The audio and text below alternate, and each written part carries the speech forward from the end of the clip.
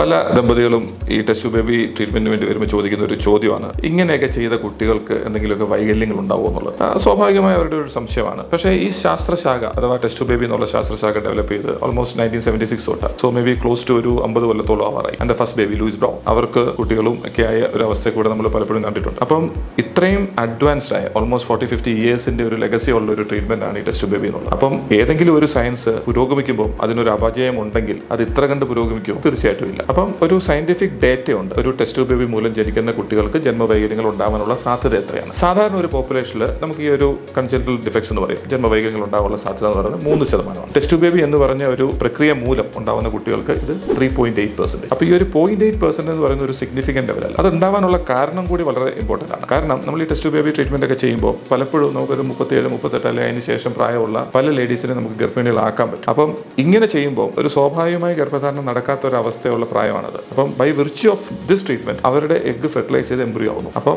ആ കുട്ടികൾക്ക് ഒരു അപാകത ഉണ്ടാവുന്നത് ഈ IVF എന്നുള്ള പ്രൊസീജിയർ മൂലമല്ല, ആ എഗ്ഗിൽ ഉണ്ടാവുന്ന ക്വാളിറ്റി ഇഷ്യൂസ് മൂലമാണ്. അതുകൊണ്ട് ഒരു നോർമൽ ലെവലിൽ നമ്മൾ ആലോചിക്കുകയാണെങ്കിൽ ടെസ്റ്റ് ബേബി ട്രീറ്റ്മെന്റ് മൂലം ഉണ്ടാവുന്ന കുട്ടികൾ is at par with any other normal pregnancy. അതുകൊണ്ട് അത് നിങ്ങൾ പേടിക്കേണ്ട അല്ലെങ്കിൽ ഒരു ഡൗട്ട് അടിക്കേണ്ട ഒരു കാര്യം തന്നെ അതിലില്ല.